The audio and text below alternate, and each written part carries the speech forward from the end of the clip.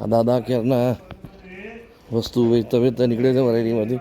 પાછળથી ખૂબ મેં અવાજ કર્યો પણ એ સંભળાતું નથી બિચારાને.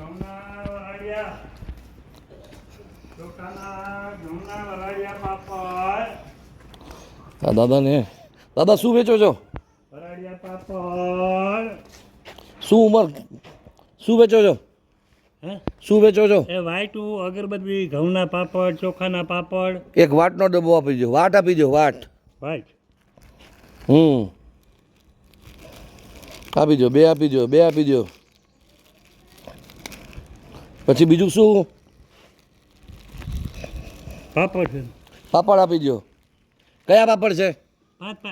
કયા છે પાપડ? ઘઉંના ને ચોખાના ભરાડિયા. ઘઉંના અને ચોખાના?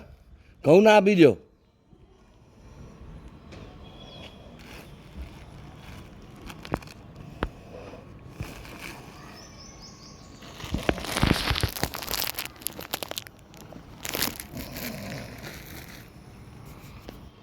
દાદા સાંભળી નથી શકતા. પાછળ મેં એને ખૂબ બૂમો પાડી પણ દાદાને સંભળાવ્યું નહીં.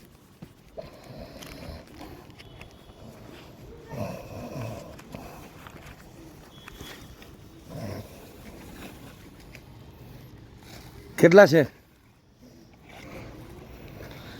કેટલા છે? 110. 110. મને 110 ના આપી દો. આના કેટલા થયા ટોટલ?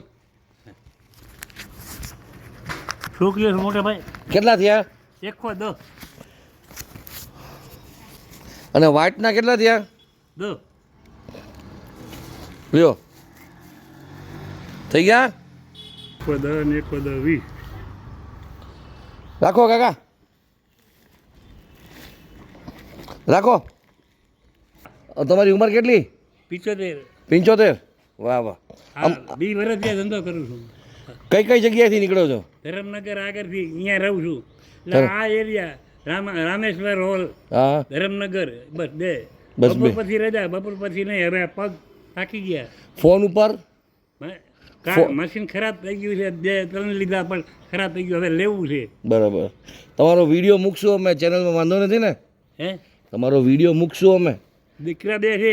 હે આ વિડીયો તો પૂછાઈ રહ્યો. હા, વાંધો નથી ને? હે, વાંધો નથી ને? ના ના. મૂકશું. તમારો નંબર દેવો છે? કાલ રેસ્ટ. બીજું શું વેચો છો કાકા? બસ વાઈટ અગરબત્તી, વાઈટુ અગરબત્તી, પાપડ. અગરબત્તી હોય મારી પાસે. કાકા સાયકલ લઈને જાય છે, સંભળાતું નથી. 3 રૂપિયા નહીં સાયકલ ચાલ. વાહ વાહ. 3 રૂપિયા નહીં. તો ક્યાંય દુકાન કે સ્થાયી નથી કોઈ જગ્યા? હે, કોઈ સ્થાયી જગ્યા નથી બેસીને કઈ નથી? ના, બે તો નથી કે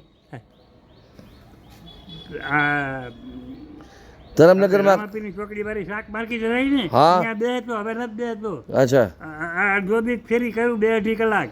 અચ્છા. હવે નથી દેતો, બંધ કરી દીધું. હમણાં આ સંક્રાંતિ ઉપર લાડબા મમરાના બેચવા બેઠો તો અઠવાડિયું. હવે પહેલાં દેતો અહીંયા, હવે એ બંધ કરી દીધું બધું. વાહ વાહ. હવે આ પગ થાકી ગયા. હવે 75 વર્ષ થયા. આ 2 કલાક ફેરી કરું, વાહ. પછી જય ભગવાન. જો કાકા હજી રાખો મારે. બસ ભગવાન. ના ના રાખો કાકા. જય જલારામ. જય ભગવાન.